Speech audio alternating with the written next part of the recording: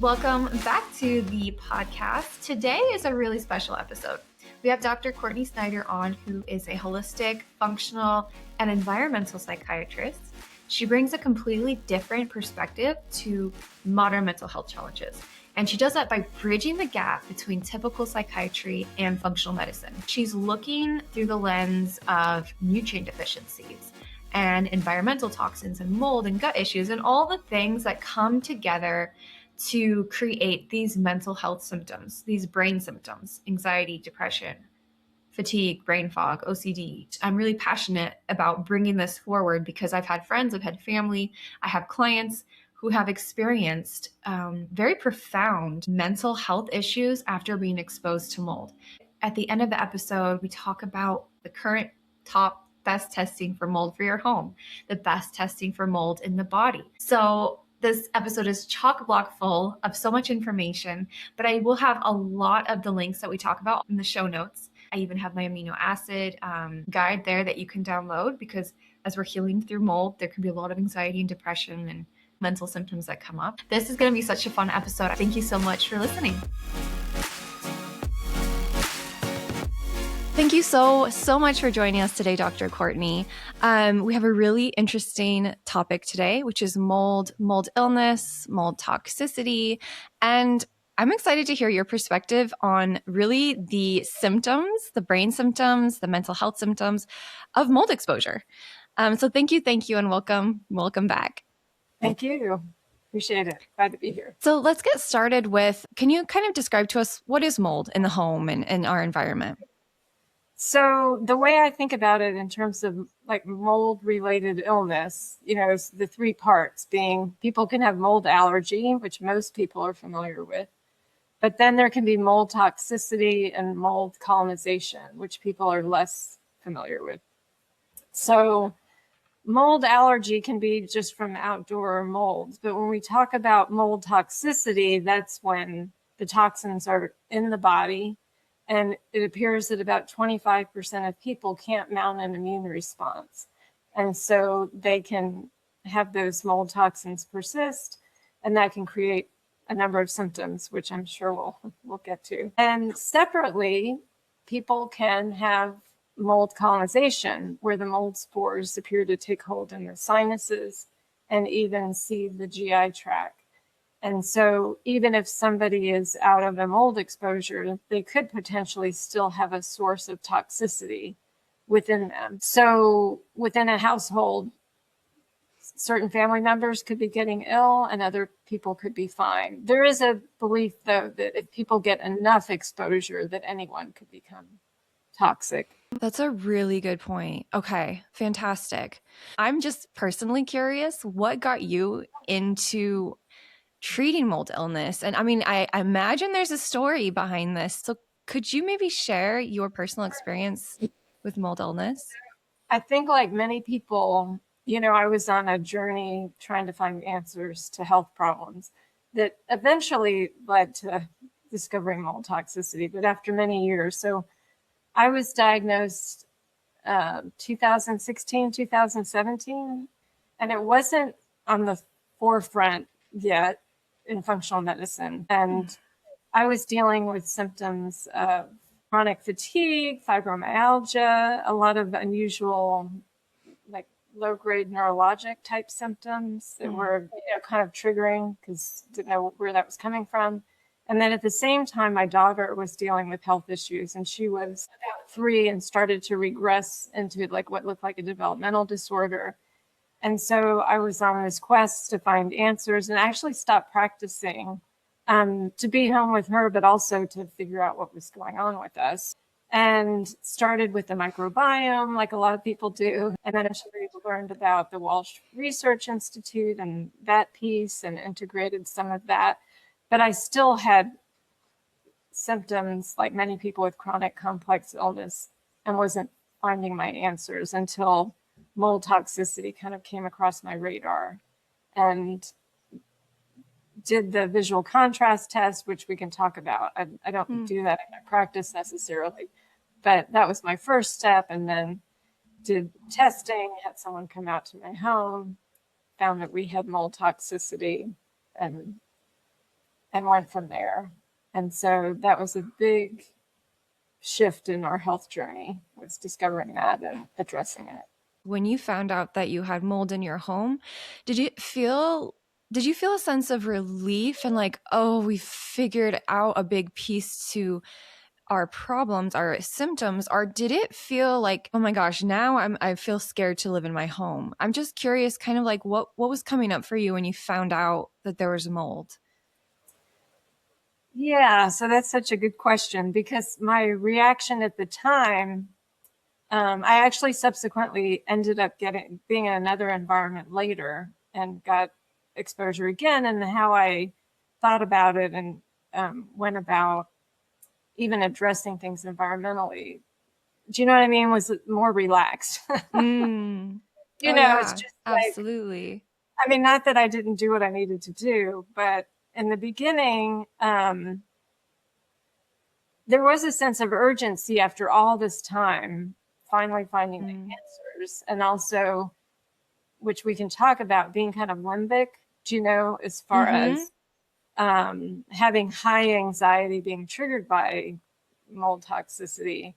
Um, and some of it, too, it's that borderline between like what's instinct also. I mean, because I felt like if something bad happened as a result of staying in it longer, I mean, I didn't want to have regret not addressing it Absolutely. wholeheartedly.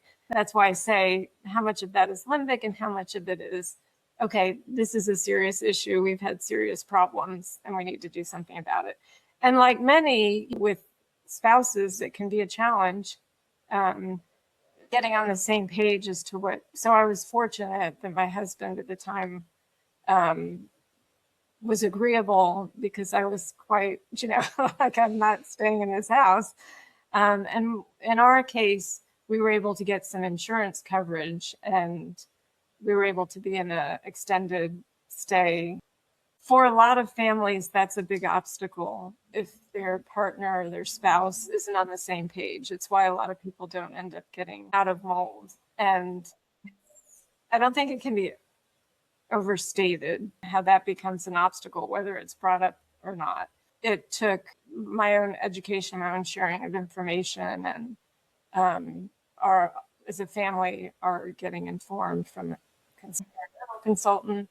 But it, I just mention it because it's not something people would think about, but it comes up pretty regularly, because now there's still a lot of people that don't sort of buy into that this is real.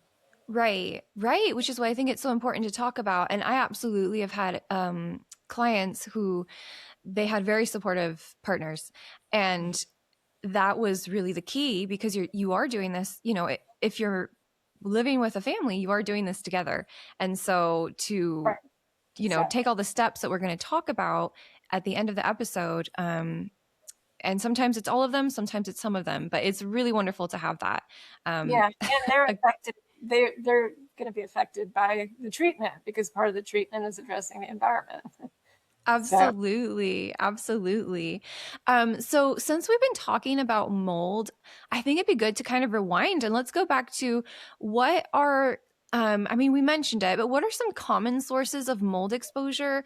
Like, would it only be from the home, from the shower, like food? Could you walk us through maybe where mold is even getting into our bodies or into our environment? So, for the most part, when people are becoming toxic, it appears that it's environmental. I mean, someone would have to be eating a lot of a lot of a moldy food on a regular Mm-hmm. basis to be acquiring that. So, when we do testing, the belief is that most of it seems to be from environments and within people's homes, within their workspaces. It could be within a car. I've seen children with developmental issues who had wet their bed and they were sleeping on a moldy mattress every night, and that was causing their developmental problems. So within a house, it could be um, a leak under the sink. It could be problems around windows. It could be a leak in the roof. It could be flashing around a chimney, a damp basement. There's endless ways. And they used to say 50% of homes and buildings. Then it was 75%, 80%. There's just a lot of potential, even just high humidity. So I'm in Kentucky, and when I was in Florida, without dehumidifiers running, the humidity would be high enough for mold growth. That's right. Okay. Yeah, that's an important thing to talk about. Maybe we can talk a little bit about ideal humidity in the home at the end. Sure. But Yeah. Yeah. Okay. That's interesting because a lot of times we think about, I know that coffee, unless it's tested for mycotoxins, that can have a lot of mold in it too. I kind of like that you're saying when we're doing testing, the high amounts of mold that's causing issues is generally speaking going to be in the environment just because there's so many mold spores continuously getting into the body. I'm not saying that mold in coffee isn't an issue, but I think that's an important thing to bring up is the environment is the biggest probably exposure. And it can be that if someone's dealing with mold toxicity, that they're going to be more reactive to many mold toxins, Right. within food. So Right. when we give dietary recommendations, there are things that don't feed mold, which we can talk about, but also things that have trace amounts of mold. We do recommend people avoid. One, Right. to not add to the mix, but also to not be triggering their immune system and causing symptoms that way. Precisely. Okay, that's really helpful to understand. So let's get into what are some of the top physical symptoms. Let's just dive into this and take our time kind of explain to our listeners what are maybe some of the first, like most common symptoms, and then we can dive into more of the brain and mental health symptoms. So maybe just start us off with, yeah, what are some of the first things that someone might tell you that would make you suspect mold? So there's the common, some of these will cross over into other areas, but like fatigue and brain fog are extremely common. So even though they fall in the brain health realm, and that was the case for me, those were big symptoms. But other more physical symptoms would be sinus issues, especially if there's colonization. There's a lot of people that have mold toxicity have mast cell activation. And so that creates an exaggerated immune response. And mast cell activation has a whole slew of physical symptoms associated with it that involve the skin, the respiratory tract, the GI tract, even the bladder. Mast cells are everywhere, but they're especially in the parts of the body that kind of interface with the outside world. Even our GI tract does. So there's a lot of overlap, but things that are more sort of specific to mold could be sinus infections, could be asthma. In young children, it could be ear infections. It doesn't have to be, but they might have croup and ear infections that could point to that. Oh, did you say croup? Just again, part of that exaggerated immune reactivity of the respiratory. That is so fascinating because my two little brothers were born at home in a home that I know for a fact there was like what I thought it was like black mildew on their window. But now that I'm thinking back, it was probably like black mold. And they were the two of the family. And I have 6 siblings that from a very, very young age, like maybe 1 year old, they started getting croup every single time that they would get sick.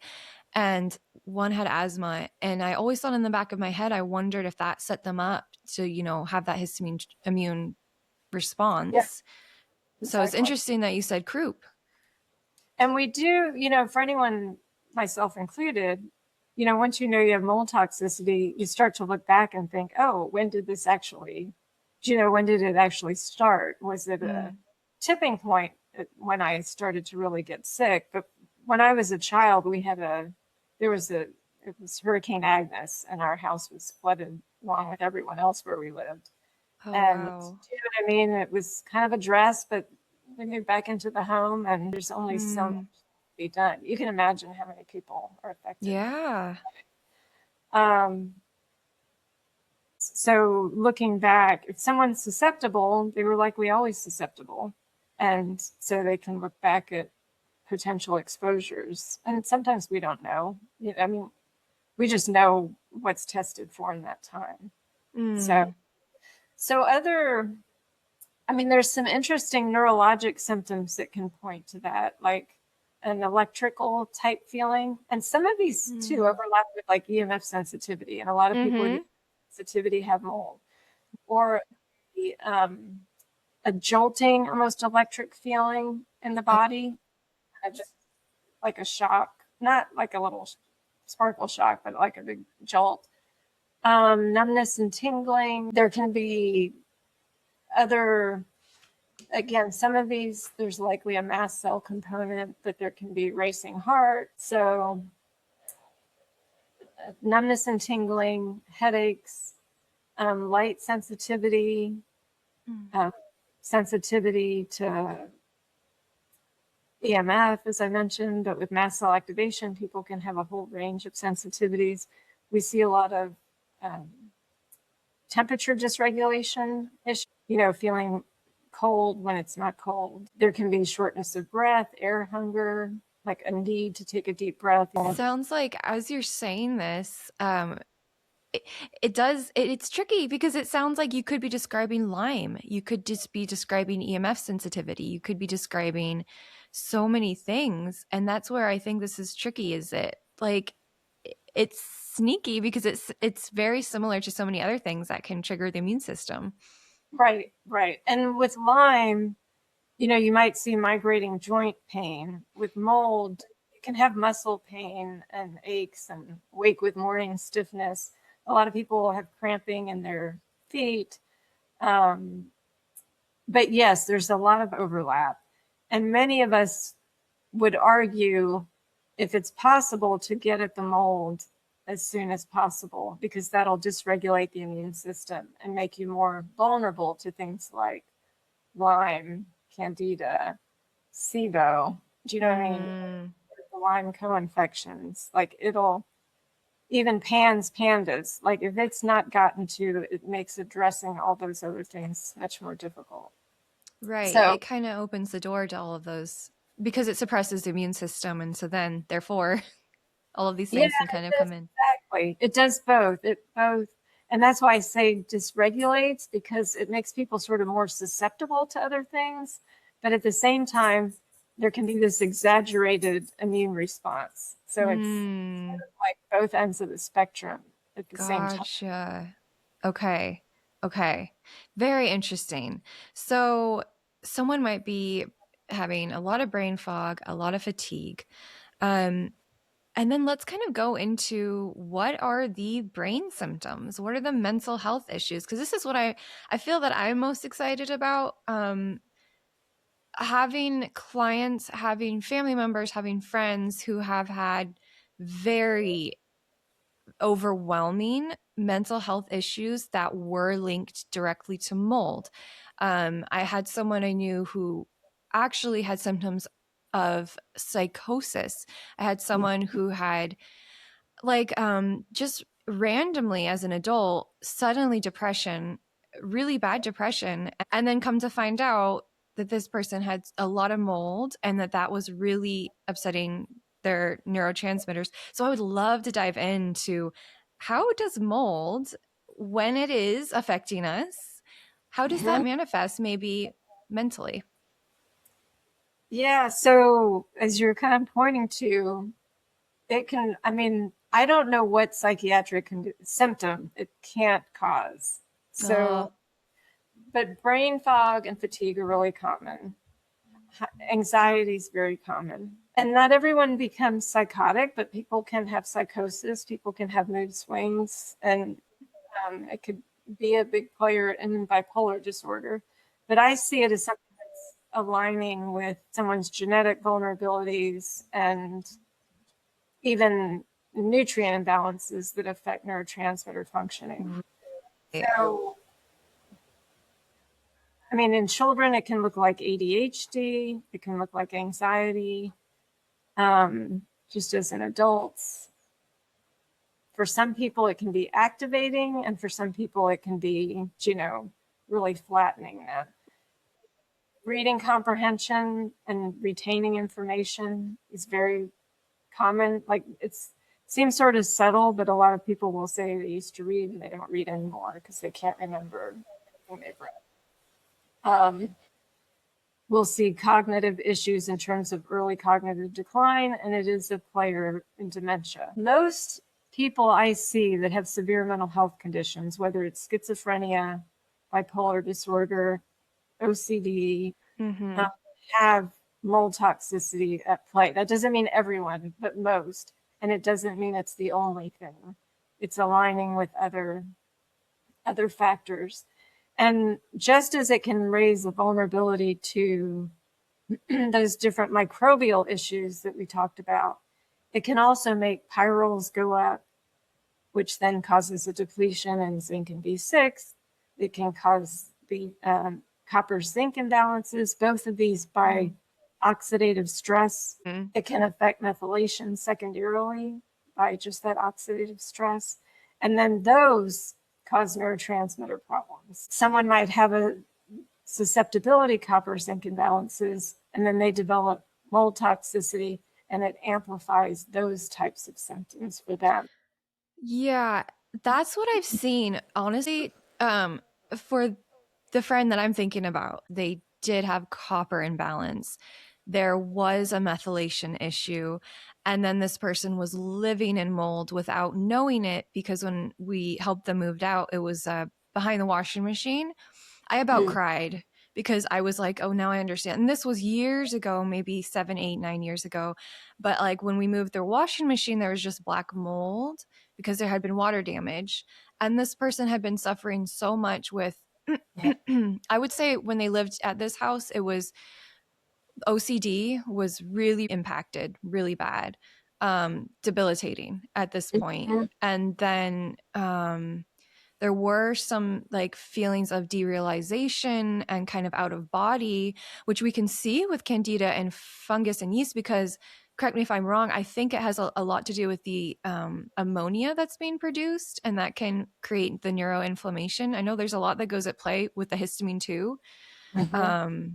So anyway, it was just the perfect storm for this sweet person, and getting them out of that was really important. But that was, for me, the first thing that really made me most interested in mold and understanding it was this whole experience with this friend and seeing how badly it impacted their mental health. Yeah, it can be quite dramatic. I didn't mention too that it can be a big player in autoimmune conditions. Okay. So, I mean, I'm hands and pandas, but for someone else, it could be MS. But the whole range of, autoimmune conditions. And you mentioned derealization and depersonalization. Both of those we see with mold, and Bartonella is another thing that can cause that. But this sort of detached feeling that people have, like they're kind of watching their life or things don't feel real, that makes me think of mold. Okay, so yeah, so high anxiety, high panic, and a lot of that is coming from, just the mycotoxins from the mold spores, right? And then a lot of neuroinflammation can be causing that brain fog and that fatigue.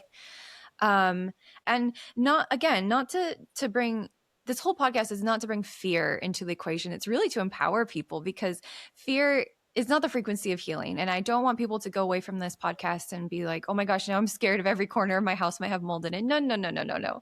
But we are bringing to your attention, because maybe, listeners have never made the connection between the brain symptoms. I think of it as like an internal threat in the body. So systems that get activated are the immune system, the limbic system, and that's what has us in a vigilant state looking for our answers. And some people, those answers land on OCD. Do you know what I mean? If I do this, I'll feel better. Yeah. Some people, it's around cleanliness, which sort of paradoxical, it kind of makes sense, even though they don't know they have mold toxicity. But the body has a sense something's not right. And they're trying to make things right. And that comes out in different ways for people. But that's what I would say is kind of limbic, when people are in a vigilant state. It could be having health anxiety, OCD. And then the third system would be the autonomic nervous system. And that can be in that fight or flight mode or shut down instead of the rest and digest. So those systems Right. activated the neurotransmitter and nutrient imbalances that we talked about. Those can be affected aside from just other microbial issues, all of which can contribute to those brain symptoms. Gotcha. Okay. So we talked about what mold is, what mold toxicity is. Can we talk a little bit about maybe we should get into, let's talk about first steps. If you're like, I'm listening to this episode, gosh, I've got all these symptoms. I'm really curious. Like, where could someone maybe take the first baby step to start identifying if mold is in their environment? And then we can kind of talk about mold in the body. Yeah, so there is ways to test your environment, and oftentimes many people are getting tested for themselves first before then trying to hunt it down in their environment, unless if like you see it or if you know there's water damage, like where there's water damage, there will be mold. Right. So if you see it, a lot of testing may not be necessary as much as how can it be properly contained and removed. People don't know if they have an issue in their home and they want to do testing. There's the ERMI test, which is what I would use, and I happen to use Mycometrics. And that will give you basically water damage type spores in one column, counts, and on the other column, outdoor spores that are coming in. And that's just taking a Swiffer cloth that they send you, and you take dust samples, basically. It's a pretty easy test to do from. Yes. Yeah. And in fact, if you don't know and you have a mold inspector come in, the likelihood, unless it's a good mold inspector, but many will just come in and do air sampling, which by itself is not terribly reliable. And I've met many people, and myself personally, who have been in homes with negative air sampling when there was a mold issue. So it's helpful in combination with surface testing. But a starting place would be people doing their own learning. That's what I think is really, really important to take away from today's episode is there's all kinds of testing out there, but it's really important to make sure you do the ERMI test. I believe that the dust test is an ERMI test as well, but you're saying the one that you like is the Mycometrics, so I can link that in the description as well. I think there's other companies that do it. That's the one I've always used. That's just the one that you use. Yeah, so it's called dust samples. And then there's Petri dishes that can be put in different rooms, and I use immunolytics for that. It doesn't pick up on, there's a couple of important molds that it doesn't pick up on. Okay. So, but sometimes it can be helpful in honing in on where the location. Which room. Yeah, no, absolutely. So immunolytics. Yeah, I've heard that's a good one. Okay. All right. So that's for the environment. And then I think we should get into testing for ourselves, because that's where I have absolutely made mistakes with my clients where I suspected that they had mold. In fact, I would do energy testing and muscle testing, and mold would keep coming up as this is an issue for this person, a really big issue. So then this was a few years ago, I want to say it was Mosaic Labs. The mold test is not great because it came back as completely, there's no mold, no issue. So then I, getting that false negative, was like, okay, I guess mold's not the issue, continued on for a few years. And this person had continuous mold exposure in the home. But I think that can really mislead people for years and not get treatment properly if we do the wrong type of testing.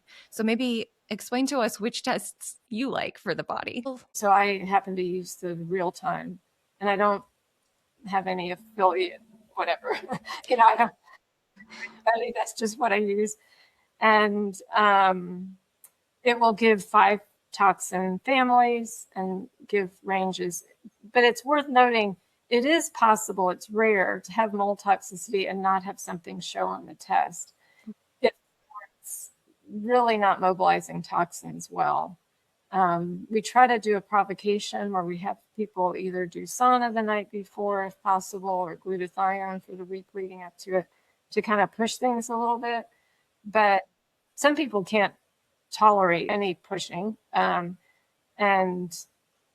we don't want anyone necessarily to have worsening of symptoms, but it is Right. to not have something show, but it's rare. Gotcha. Okay, great. So ERMI tests to test for the home, for mold in the home or the environment. And then we like the real-time test for those mycotoxins that can show up in the body. And that's a urine test, correct? A home urine test. Right. Easy to do. Urine tests are easy to do at home. You just take the sample and send it off. So real time. And I will link to that in the show notes so that people have it, because I just think it's that important to have access to the right testing. Okay, so that's testing. And then I know you mentioned the moisture and humidity in the environment. So what's the ideal humidity to prevent mold from actually growing in the home? So I would say low 50s or below. So on Amazon, you can get a little hygrometer for under $10 to measure the humidity in your Oh, home. easy. Great. Yeah. Okay.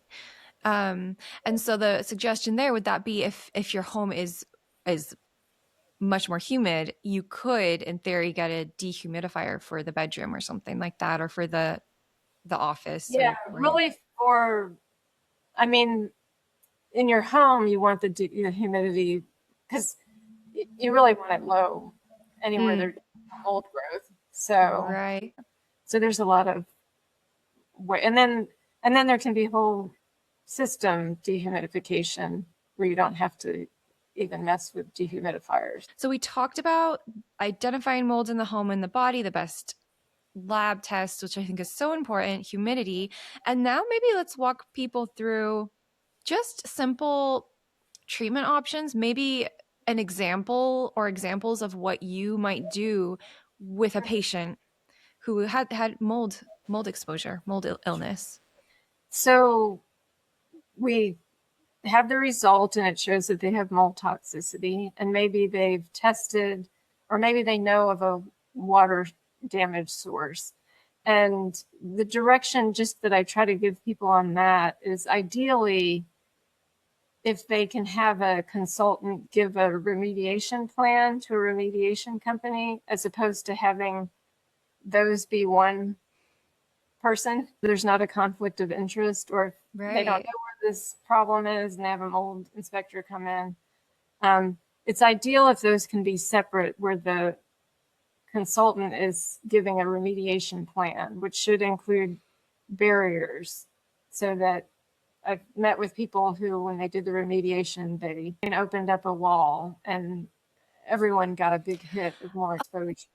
Like, you could have someone that just does this quote unquote mold remediation, but they come in and do it all wrong, and they actually could make a bigger problem because they're just spreading the spores everywhere. Is that kind of what you're talking about? Right. And so you can have more than one company come in and say what they would do. But if you have a consultant saying, this is what I'm recommending, you can pick your remediation company. After they do the work, I'll retest. And if there's still, do you know what I mean? If things aren't clean, then they have to keep going until things are at their cost, not at your cost. That's the ideal situation, where there's not one company involved in the inspecting and remediating, but it depends on what's resources are available to people. Oh, of course. Yeah. So everyone's in a different situation. Okay. Is there, I mean, this is just a question I have just off the top of my head. Is there a way to kind of vet home, like, mold remediation companies? Do you know what I mean? Like, is there maybe a website that you trust or resources you trust that could, to vet these people? That's my I mean, in terms of not remediation companies, there are the ICI, ISEAI. It's an environmental medical group, they have a list of inspectors on there. It's not a very long list, but these are environmental consultants that have an association with this organization. Perfect. And the first steps based on their mold test would be working in binders one at a time based on what is the the highest toxin. And then for most people, they have more than one toxin present in a toxic range. It's more likely to be 3 even, is fairly common. So all 5. And then once on binders, and I tend to see a lot of sensitive patients, so I have anyone start low and slow. Some people think they're supposed to push through something, and it's really about meeting the body where it's at and have it be pretty seamless. If things are getting worse, that means holding it and letting things resolve and backing up. But it sneaks people. Just the mobilization of the toxins can worsen. Okay. So if it's starting with binders like bentonite clay, perhaps activated charcoal, perhaps chlorella, things like that come to mind for binding. Based on, so there's certain binders that bind certain toxins, preferably. So that based on the test. And then there's one ochre toxin tends to bind particularly well to cholestyramine, which is a prescription, but otherwise them are over the counter. And then once in binders, if someone's really feeling great and having a strong response, that could suggest that they're not colonized. And then it could be retesting and seeing where things are at, assuming they're not living in mold. If things are really clearing, they may not need to go on to antifungals. Okay. People may be having some benefit, but maybe they've had mold exposure for such a long time and they've seemed to develop colonization. Then it might be starting with treating candida, or it might be in the gut, or it might be starting with treating mold in the sinuses using nasal antifungals. And then there's different ones depending on someone's level of sensitivity.